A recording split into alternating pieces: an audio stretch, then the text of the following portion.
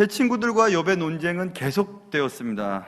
숨겨놓은 죄를 실토하라면 된다고 하고 새 친구들은 계속해서 욥에게 윽박질렀고, 아니 실토할 만한 죄가 없단 말이야, 나는 죄가 없어 라고 항변하는 욥에 대한 얘기가 계속해서 반복적으로 나오고 있어요. 서로 아픈 말을 하고 또 방어하고 또 아픈 말을 하고 왔다 갔다 하는 것입니다. 그동안 몇 차례에 걸친 친구들의 말에 대해 욥이 이제 마음을 정해서 반박을 하기로 시작해서 27장, 오늘 28장, 29장, 30장, 31장까지 욥이 얘기를 해요. 아주 작정을 하고 이제 얘기를 하는 것 같습니다. 그래서 새 친구에 대한 욥의 말을 한번 이제 들어보려고 해요. 오늘 말씀을 통해서 한 절 한 절 다 하려면 아마 몇 년 걸려도 욥기를 못하니까 제가 듬성듬성 해 나갑니다. 그래서 오늘도 듬성듬성 말씀을 나눌 때 여러분의 삶의 현장 속에서 적용이 되는 귀한 말씀을 딱 붙잡고 은혜 받으실 수 있기를 주님의 이름으로 축원합니다. 자, 욥이 아주 자신감 있게 이제 얘기를 시작합니다. 1절부터 12절까지 욥의 자신감 있는 발언에 대한 얘기가 오늘 1절 보면 욥이 또 풍자하여 이르되 이렇게 시작이 되죠. 계속해서 그의 말을 이어가고 있습니다. 26장에도 욥이 시작했단 말이죠. 그래서 계속해서 그의 말을 하는데 어떻게 하냐면 보세요. 2절, 내가 맹세한다. 나의 하나님 전능자의 사심을 두고 내가 맹세한다. 하나님 살아계셔. 내가 하나님 앞에서 내가 얘기하려고 해. 이렇게 이제 하나님 맹세하는 겁니다. 자신이 있죠. 살아계신 하나님 앞에 내가 이제 얘기한다. 이렇게. 뭘요? 1절, 3절, 4절, 5절 쭉 눈으로 보세요. 거기에 결코라는 단어 여러분 보이세요? 4절도 5절에도 결코이죠. 결코는 절대로, 결코 이렇게 확실하게 자신의 말을 얘기할 때 결코라는 단어를 쓰잖아요.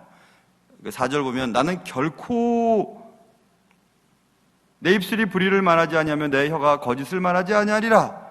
나는 결코 불의를 말하지 아니하며 거짓을 말하지 않겠다. 확신이죠, 그렇죠? 하나님 앞에 내가 사시는 하나님 앞에 내가 얘기하는데 결코 나는 거짓말하는 거 아니야. 거짓말 안 할 거야. 또 불의를 말하지 않을 거야. 그러니까 확신이에요. 욥은 지금 확신 있게 얘기하는 것입니다.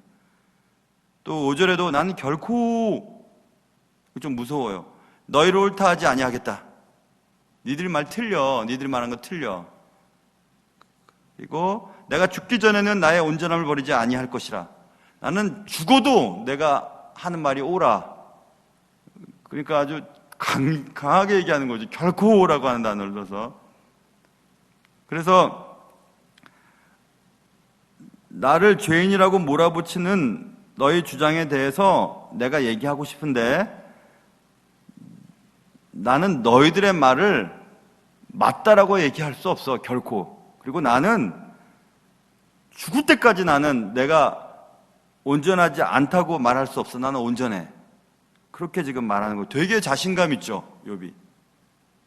그리고 6절로 넘어가 보면 내가 내 공의를 굳게 잡고 놓지 아니하리니 내 마음이 나의 생애를 비웃지 아니하리라.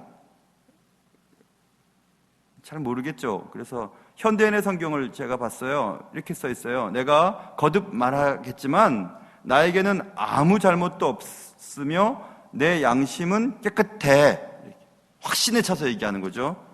내가 또 말하고 또 말하겠지만 나는 잘못 없어. 이런 일이 왜 생겼는지 난 모르겠지만 너희들이 말하는 것처럼 숨겨놓은 죄 때문에 당하는 고통은 아니야. 나는 숨겨놓은 죄가 없고 실토할 만한 죄를 저지른 적이 없어. 내 양심은 깨끗해. 이렇게 지금 욥이 친구들 앞에서 얘기하는 것입니다. 저 캐톨릭 성경을 봤더니 그 6절을 이렇게 번역했어요. 내 생에 어떤 날도 부끄러워하지 않을 거야. 이렇게. 내가 살아가는 동안 나는 단 하루도 부끄러운 일을 한 적이 없어. 그리고 앞으로도 그럴 거야. 이렇게 자신감 있게 얘기해요. 굉장히 자신감 있죠. 욥이 이렇게 자신감이 있어 왜 이렇게 있냐 생각해 봤습니다. 계속 공격을 당하니까, 계속 공격을 당하고 계속 상처를 받으니까 이제 욥은 그냥 죽어도 난 너희들 인정할 수 없어. 난 죽을 때까지 나 변경하지 않을 거야. 이렇게 얘기하는 거죠. 충분히 이해가 돼요. 아무리 착한 사람도요, 자꾸 상처를 주면 그 사람 강해집니다. 강하고 그렇게 나아가게 되어 있죠.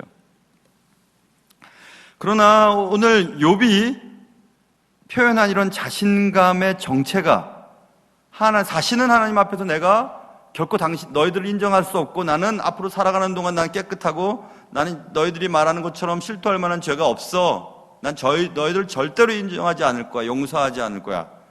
이렇게 확신 있게 얘기했던 욥의 자신감이 어디서 왔을까? 그것은 제가 살짝 넘어갔는데, 그것은 오늘 욥의 말에서 나오는 거예요.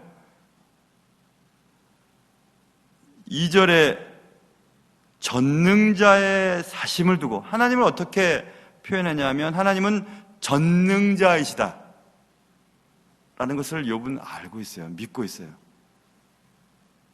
그러니까 하나님이 누구신지, 어떤 분이신지, 우리가 하나님을 어떻게 이해하는지에 따라서 우리의 믿음이 결정돼요. 그래, 하나님이 전능자이심을 욥은 분명히 믿고 있죠. 전능하신 하나님의 사심을 두고 내가 맹세한다, 이렇게 말하고 있어요. 욥은 이미 하나님에 대한 분명한 신앙을 가지고 있었어요. 욥이 고통을 당한 후 도대체 알 수 없는 이 고통의 이유가 뭘까라고 도대체 알 수 없을 때에도 욥은 이렇게 얘기합니다. 욥기 1장에 이미 우리 다 배웠던 건데요. 욥이 너무 괴로워서 막 옷을 찢고 머리를 밀고 땅에 엎드려 예배하며 얘기해요. 고통 가운데서도 예배하면서 욥기 1장 21절에 그리고 22절에 제가 읽을 테니까 들어보세요. 이르되 내가 모태에서 알몸으로 나와 싸운즉 또한 알몸으로 그리로 돌아가올지라.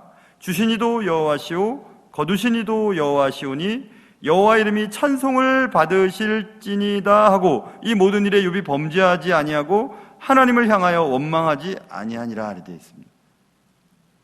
욥이 분명히 믿었던 것은 내게 주신 모든 것도 하나님이 주신 것이고, 그러니 하나님이 가져가신다고 해도 나는 뭐라고 할 수도 없고, 하나님이 주셨다가 가져가신 것 때문에 내가 주님을 원망하지도 않겠습니다. 왜냐하면 하나님은 전능자이시기 때문에. 이렇게 얘기해요. 그걸 지금 욥은 고백하고 있어요. 여러분 생각해 보세요. 자녀들 앞서 세웠어요. 하던 사업 다 망해버렸어요. 자기는 온몸에 진물이 나서 막 기왓장으로 막 긁어도 시원하지가 않아요. 정수리에서 발바닥까지.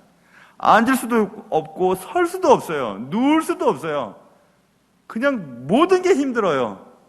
아내는 나가 죽으라고 해요. 그래도 욥이 얘기해요. 주신 분도 하나님이시고 가져가실 분도 하나님이신데 내가 하나님을 원망하지 않겠습니다. 이렇게. 그런 욥은 오늘도 지금 27절에도 전능자의 사심을 두고 맹세한다. 그 앞에 나의 정당함을 물리치신 하나님, 나의 영혼을 괴롭게 하신 전능자의 사심을 두고 맹세한다. 이유는 알 수 없지만 하나님이 허락하시지 않았다면 이 일은 생기지 않았을 거야. 나를 괴롭게 하신 하나님이시지만 그분은 전능자이셔. 그러니까 그분의 사심 앞에 내가 맹세할 수 있어. 나는 너희들이 생각하는 것처럼 지은 죄가 없어. 이렇게 자신감이 있죠.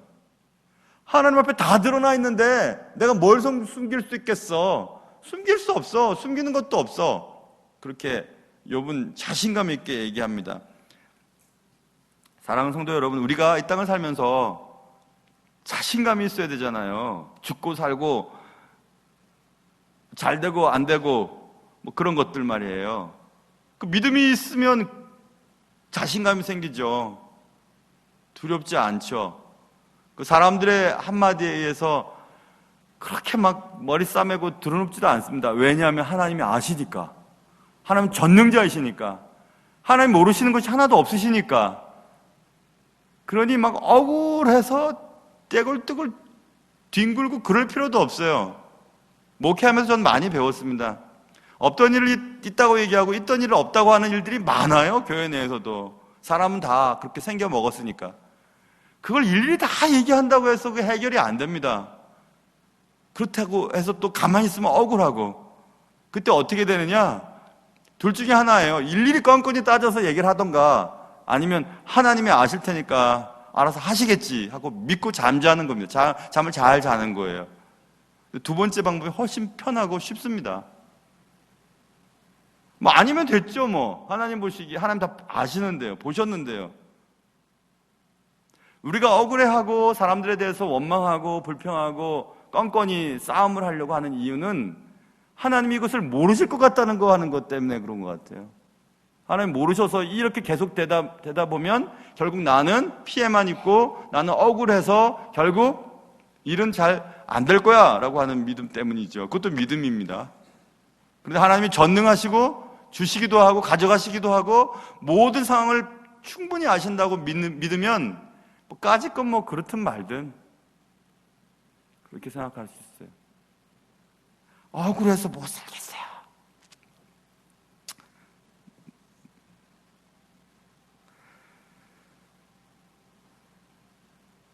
그런 말 잘 안 하게 되죠. 로마서 11장 마지막 절 보면 이런 말이 써 있습니다. 만물이, 모든 것이 말입니다. 모든 것이 주에게서 나오고 주로 말미암고 주에게로 돌아갑니다. 끝났어요. 거기에 모든 해답이 있어요. 모든 것이, 만물이 어떤 것이라도 주께로부터 나왔고 주로 말미암아 되든 안 되든 결정이 되고 결국 주에게로 돌아감이라고 하는 사실을 믿고 그에게 영광이 세세 있을지어다 아멘, 이렇게 로마서 11장이 끝나거든요. 그런 믿음이 있어야 되죠. 그렇게 억울하면서 그렇게 힘들었던 한 100년, 200년, 300년 전의 사람도 다 돌아가셨어요. 그리고 그 일에 대해서 정말 억울해서 어떻게 참았느냐고 얘기하는 사람도 없어요. 그냥 다 지나가는 일이에요. 지금 우리가 억울해하는 일들도 마찬가지일 겁니다. 10년, 20년, 30년, 길게 잡아줘 50년 안에 다 해결될 문제예요. 그 뭐 억울해서 어떻게 해요? 뭐 어떻게 하겠냐, 뭐 아무렇지도 않죠. 왜냐하면 모든 삶의 주재권이 하나님께 있음을 믿는 자는 이 담대할 수 있어요. 욥처럼. 전능하신 하나님 다 보고 계셨는데 내가 뭘 숨기겠습니까? 뭘 숨긴다고 얘기해요? 나 숨길 거 없어. 나는, 그러나 이런 고통의 원인은 난 알 수는 없지만, 그러나 나는 죽을 때까지 나는 내 속에서 부끄러운 것을 한 적이 없어. 이렇게 욥이 아주 자신감 있게 얘기하죠. 욥이 이렇게 자신감 있게 얘기할 수 있었던 것은 하나님에 대한 분명한 믿음 더하기 또 뭐가 하나 있어요. 그것은 13절부터 재미있는 표현이 이제 등장하는데, 그것은 악인의 삶의 마지막과 의인의 삶의 마지막이 어떨 것이라고 하는 것을 욥은 알고 있습니다. 그것을 믿어요. 자, 보세요. 얼마나 재미있는지.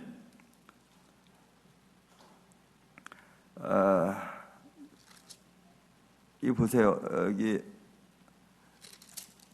악인에 대해서 13절에서 얘기하잖아요. 그럴 때 조금만 넘어가 보세요. 16절, 그는 악인을 말하죠. 앞에 있는 악인, 악인들이 은을 티끌같이 쌓아요. 우리가 청소할 때 막 먼지를 하면 먼지가 두둑히 막 쌓이잖아요. 그것처럼 막 은들이 쌓여요. 막 쓸어 담는 거예요. 불을 막 쓸어 담아요. 막 쓸어 담습니다. 의복을 진흙같이 준비해. 흔해요. 흔하게 이렇게 준비해요. 그런데 앞에 비록 무엇일지라도, 이게 좀 불안해지기 시작하죠. 비록 그럴지라도, 그렇게 준비할지라도, 17절 보세요. 그는 악인이에요. 악인이 준비한 것을 누가 입어요? 의인이 입게 될 것이다, 이렇게 얘기하죠. 악인들이 준비해요. 그런데 그것을 의인이 입어요. 그리고 악인들이 티끌같이 쌓았어요. 무엇을요? 은을. 그런데 그의 은은 죄 없는 자가 차지할 것이며 의인이 차지할 거라는 얘기예요.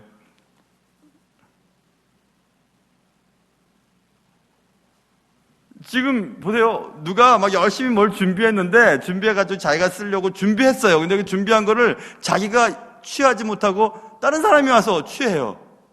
그런데 준비한 사람은 악인이고, 악인들이 열심히 준비한 것을 누리는 사람은 의인이에요. 친구들과 자신, 혹은 일반적으로 악인들과 의인을 대표해서 얘기하는 거예요. 그것을 지금 욥은 믿고 있다는 거예요. 얘들이 아무리 뭘 하고 준비하고 너희들 위해서 살아봤지만 결국 그것을 누리는 사람은 니들이 아닐걸? 의인일걸? 이렇게. 그러니 걱정을 안 하는 것입니다. 욥이. 걱정을 할 수가 없죠. 이런 말 있잖아요. 재주는 곰이 부리고 돈은, 죄송합니다, 중국에 계신 분이 계시면, 뗀 놈이 번다, 이런 말 있죠.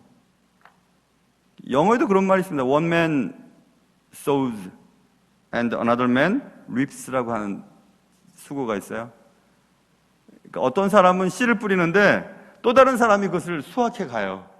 씨를 뿌려가지고 수확을 하려고 씨를 뿌렸는데 뿌리는 사람 따르고 수확하는 사람이 따른 사람이에요. 드라마 보면 이런 거 나오잖아요. 어지르는 놈 따로 있고 치우는,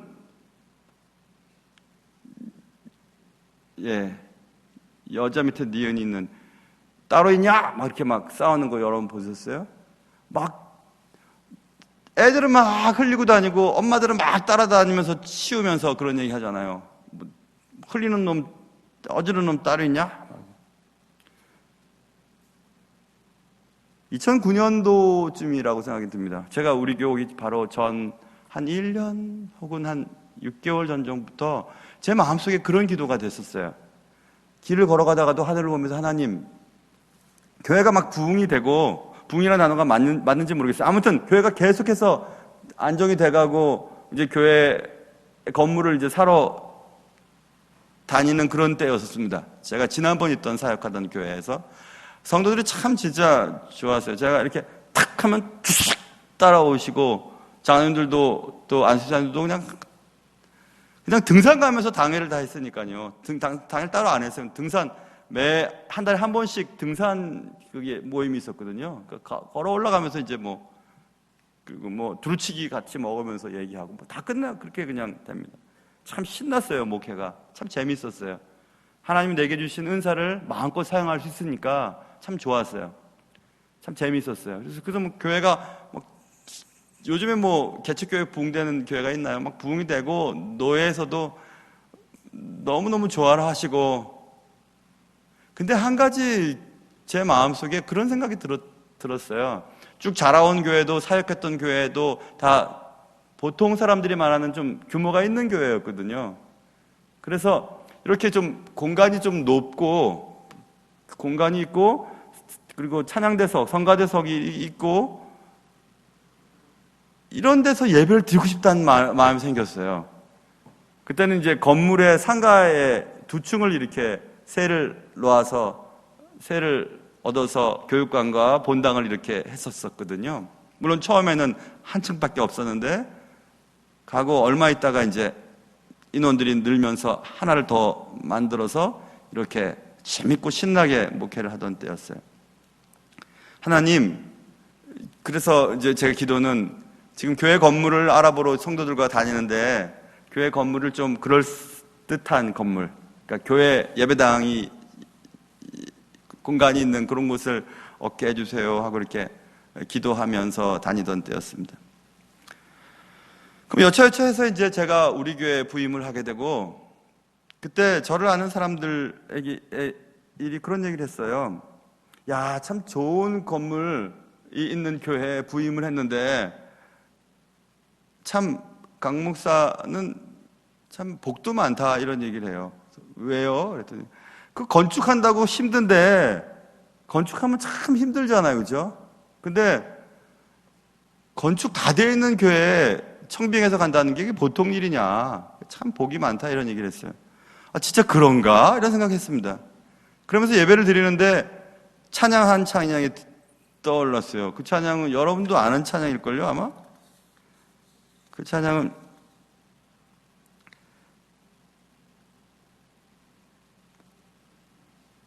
내가 짓지 않은, 이게 처음부터 불러야지 이거 되겠는데, 그렇죠? 뭐 내용은 그런 겁니다. 마음을 다하고 성품을 다하고 힘을 다해서 여호와를 사랑하라. 내게 준 계명을 마음에 새기고 부지런히 이웃에게 전하여라. 그러면 내가 짓지 않은 큰 집을 주리라. 내가 심지 않은 과실을 먹게 하리라. 그 가사가 계속 떠오르는 거예요. 계속. 아, 그렇지. 내가 짓지 않은 집을, 그리고 내가 심지 않은 과실을 먹게 된다는 것은 큰 은혜잖아요, 그죠? 근데 그 노래가 계속 떠올랐어요. 그 찬양은 신명기 6장 5절부터 13절에 있는 말씀으로 지어진 찬양이거든요. 그 찬양, 그 내용을 한번 읽어볼게요. 신명기 6장 5절부터 너는 마음을 다하고 뜻을 다하고 힘을 다하여 내 하나님 여호와를 사랑하라. 오늘 내가 내게 명하는 이 말씀을 너는 마음에 새기고 내 자녀에게 부지런히 가르치며 집에 앉았을 때든지 길을 갈 때든지 누워있을 때든지 일어날 때든지 이 말씀을 강론할 것이며 너는 또 그것을 내 손목에 메어 기호를 삼으며 내 미간에 붙여 표로 삼고 또 내 집 문설주와 바깥문에 기록할지니라. 내 하나님 여호와께서 내 조상 아브라함과 이삭과 야곱을 향하여 내게 주리라 맹세하신 땅으로 너를 들어가게 하시고, 들어보세요. 내가 건축하지 아니한 크고 아름다운 성읍을 얻게 하시며 내가 채우지 아니한 아름다운 물건이 가득한 집을 얻게 하시며 내가 파지 아니한 우물을 차지하게 하시며 내가 심지 아니한 포도원과 감람나무를 차지하게 하사 내게 배불리 먹게 하실 때에 너는 조심하여 너를 애굽 땅 종 되었던 집에서 인도하여 내신 여호와를 잊지 말고 내 하나님 여호와를 경외하며 그를 섬기며 그의 이름으로 맹세할 것이니라. 다 읽진 않았으나 거기서 여러분과 제가 눈에 들어오는 구절은, 야, 내가 노력도 안 했는데 성읍을 얻고 내가 심지도 않았는데 포도원과 감람나무를 차지하게 하고 배불리 먹게 하고 내가 팔려고 하는 노력도 안 했는데 우물을 차지하게 하신다. 이런 내용이 눈에 들어오잖아요. 귀에 들어오죠. 그런데 그런 사람들은 앞에 부분에 마음을 다하고 뜻을 다하고 힘을 다하여 여호와를 사랑하는 자에게 주시는 하나님의 은혜예요. 그 말씀을 늘 마음에 새기고 우리가 움직일 때, 차를 탈 때, 걸어갈 때, 지하철을 기다릴 때, 버스를 기다릴 때, 그리고 예배당에 먼저 왔을 때, 뭐 그냥 이런저런 막 딴 생각하고 딴 말하고 그럴 게 아니라 하나님의 말씀을 읽고 말씀을 외우고 묵상하고 그런 사람들에게 주시겠다고 약속하신 하나님의 약속이 기록되어 있는 말씀이거든요. 신명기. 이 찬양이 저는 계속해서 기억이 났어요. 저는 이렇게 성품이, 여러분이 뭐 저를 10년 동안 보셔서 아시겠지만 제 아내가 저를 잘 알겠죠. 저는 이렇게 막 성도들 힘들게 만들어가지고 뭐 그런 단어가 맞나요? 막 짜내가지고 성도들을 막 짜서 내서 뭘 이렇게 만드는 그런 성품을 갖지를 못해서 제가 제 성격으로는 교회를 건축을 막 하고 건축을 하고 그런 성품이 아니에요. 성도들 인간 자체를 좋아하지 건물을 뭐 이렇게. 그런데 그때 그 목회를 지난 목회지에서는 건물을 막 사러 다녔다고 말씀드렸잖아요. 제 마음속에 그냥 빌딩에 있는 그 임대한 그곳에서 드리는 그 예배가 이런 예배당에서 예배 드리고 싶은 마음이 들더라니까요. 그래서 하나님 어떻게 하면 좋죠? 그래서 이제 성도들과 막 사러 다니다가 이곳에 와서 예배를 드리면서 아까 불렀던 그 찬양, 조금 전에 읽었던 신명기 이 말씀이 계속해서 아주 오랫동안 제 머릿속에서 또 내 마음속에서 다가왔어요. 그래, 사람들이 얘기하듯이 강목산 참 복도 많아. 다 지어진 교회 어떻게 그렇게 갔어? 뭐 아는 사람 있는 것도 아니고 뭐 어떻게 그거 갔어? 가만히 생각해보니까 정말 그래요. 내가 제 성격상으로는 교회를 건축을 해서 교회 건물에서 이렇게 예배를 드리는 성품이 내가 아닌데, 근데 마음에 원하는 것은 그런 것이 있었고, 방법은 하나님이 그곳으로 보내주시는 방법이었잖아요. 그렇죠? 그래서 제가 그 생각했어요. 그렇구나. 하나님은 그러실 수 있는 분이시지. 그래서 오늘 제목이 나온 거예요. 왕서방이 부자가 된 비결이 뭘까? 왕서방은 고물 제주 부리게 해가지고 돈은 자기가 취하는 사람들이죠. 아까 제가 읽어드렸던 고문 제주가 부리고 돈은 뗀 놈이 먹다. 그 속담의 유래잖아요. 근데 그런 약속의 말씀이 성경에 많이 있었습니다. 제가 좋아하는 말씀 가운데 시편 107편 말씀도 이런 말씀이 써 있어요. 하나님께서는, 자 보세요, 강이 변하여 광야가 되게 하시며, 물이 물 없는 사막이 되게 하신대요. 샘이 변하여 마른 땅이 되게 하시며, 옥토가 변하여 소금밭, 염전이 되게 하시며, 거기까지.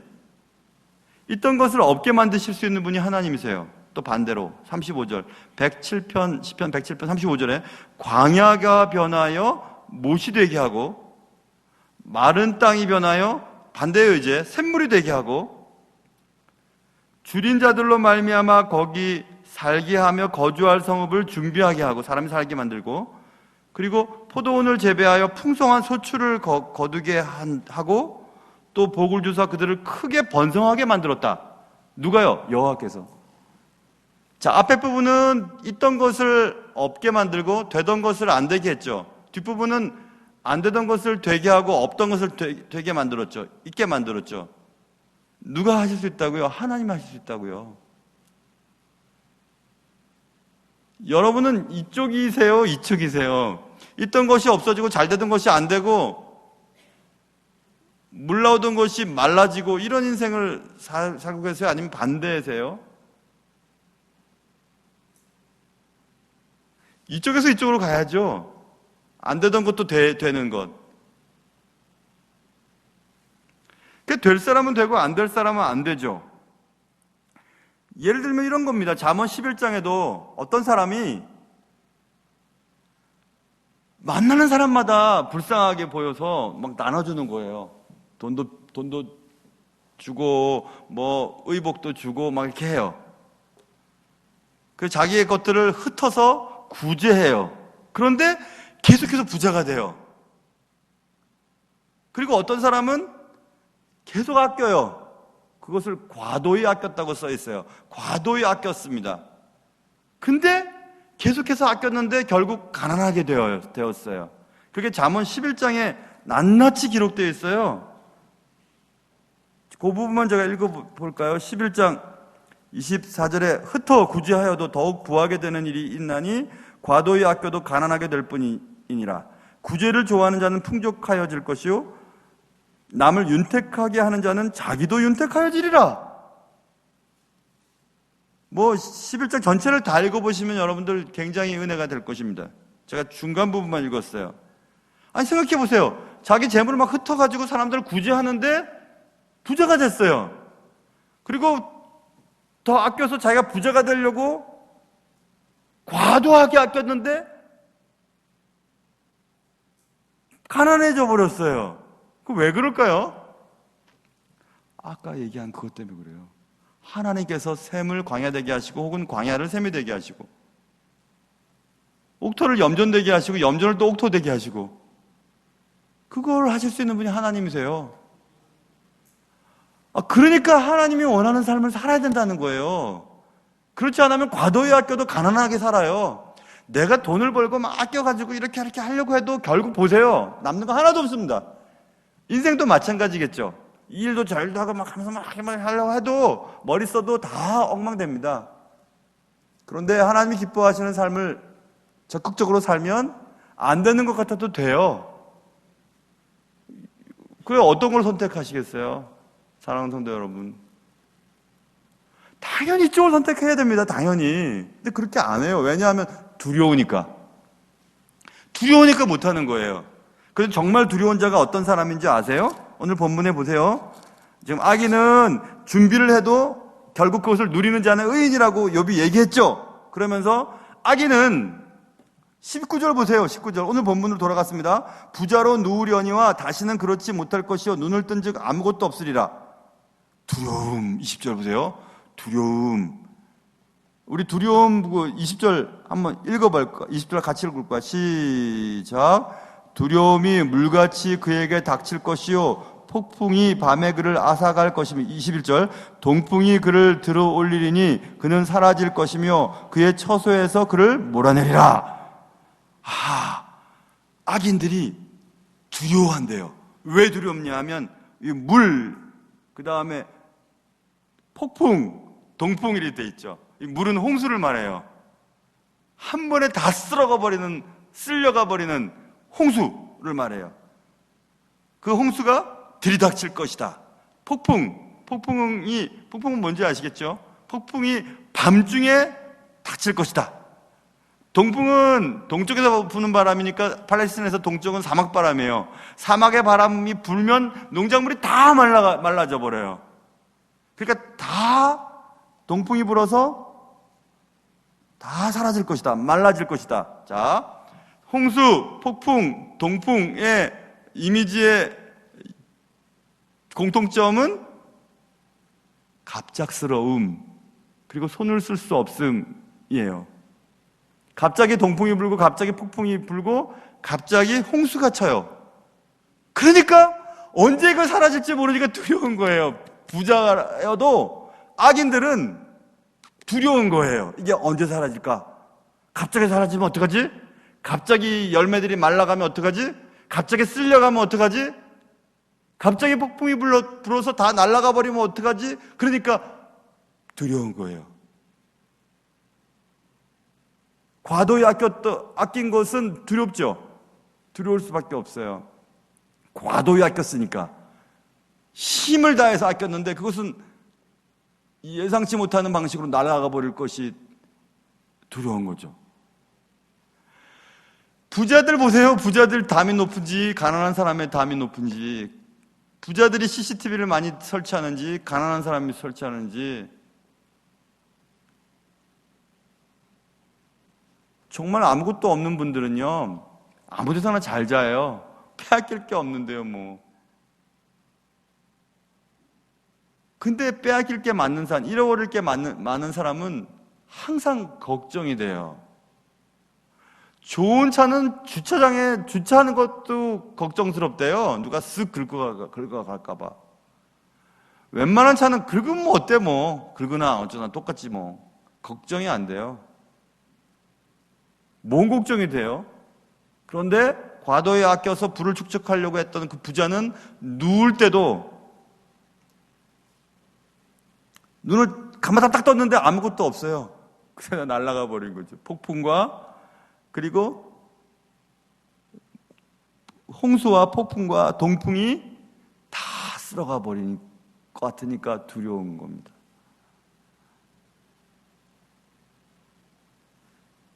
그러니 악인은 아무것도 없고, 23절 보세요. 사람들은 그를 바라보며 아이고 잘됐다 저것들, 잘돼서 저렇게 살더니 잘됐다고 막 손뼉을 치면서 그의 처소에서 그를 비웃는 거죠. 그런 일이 생긴대요. 그러니 두려움은 어디서 오는가? 그 두려움은 하나님을 믿지 않는 사람들에게서 찾아오는 현상입니다. 여러분도 두려운 게 있으세요? 하나님 전능자이신데 뭐. 빨리 돌아가실 게 두려우세요? 하나님이 전능자이신데 뭐. 아이고 노년, 하나님이 전능자이신데 우리 아들, 딸, 하나님이 전능자이시라니까.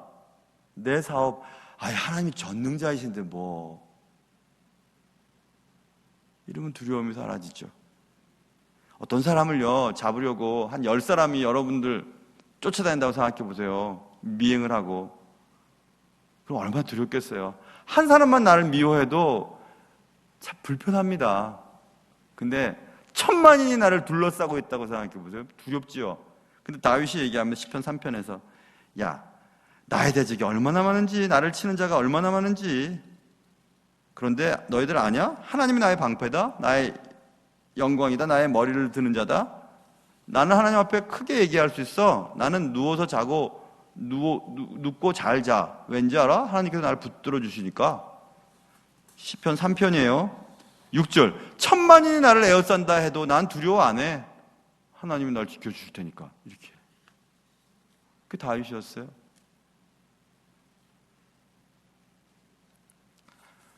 사랑하는 성도 여러분,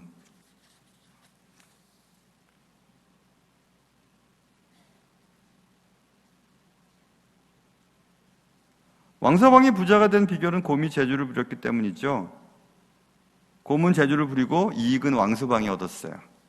One man sows and another man reaps. 어떤 사람은 씨를 뿌리고 어떤 사람은 그것을 거두어서 수확물을 차지해서 잘 즐겨요, 누려요. 시편 39편에 진실로 각 사람은 그림자같이 다니고 헛된 일로 소란하며 재물을 쌓아나 누가 거둘는지 알지 못하나이다 써 있습니다.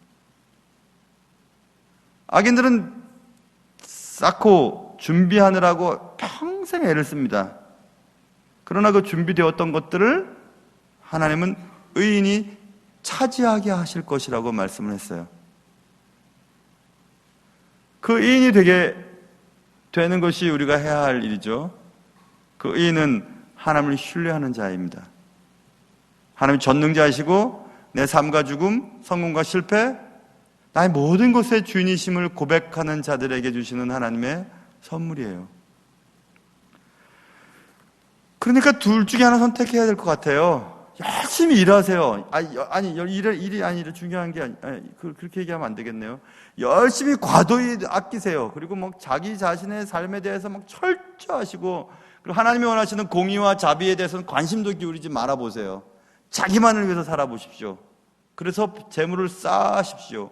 큰 건물을 짓고 큰 창고를 지어서 다 쌓아놓으십시오.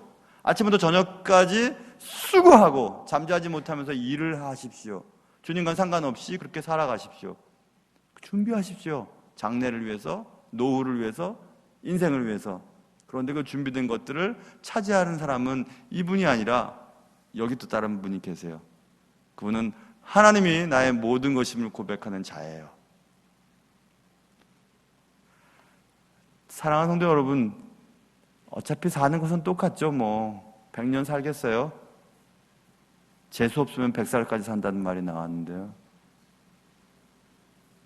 그럼 얼마나 남았을까요? 여러분과 제가. 마지막에 우리가 노력하고 수고하지 않았지만 하나님이 이거 다 네 거다 이렇게 말씀하시면 얼마나 감사하겠습니까? 그게 뭔지 아세요? 그것은 우리가 노력하고 수고하지 아니했지만 하나님이 주시는 구원이에요. 십자가예요. 예수님이에요. 그 큰 것이 준비되어 있으니 웬만한 것들은 넘어갈 수 있지 않겠습니까? 사랑하는 성도 여러분, 그 모든 것보다 더 귀한 영생, 구원, 천국, 십자가, 그것이 여러분과 저의 것입니다. 그것을 생각하면서 웬만한 것들, 그리고 날 힘들게 하는 악인들, 날 힘들게 하는 여러 가지 일들 앞에서 너무 힘들어하지 마시고 전능하신 하나님 앞에서 모든 것들이 다 잘 이루어질 것을 믿고 살아가시면 아마 행복할 것입니다. 여러분과 저에게 그런 은혜가 있기를 주님의 이름으로 축원합니다.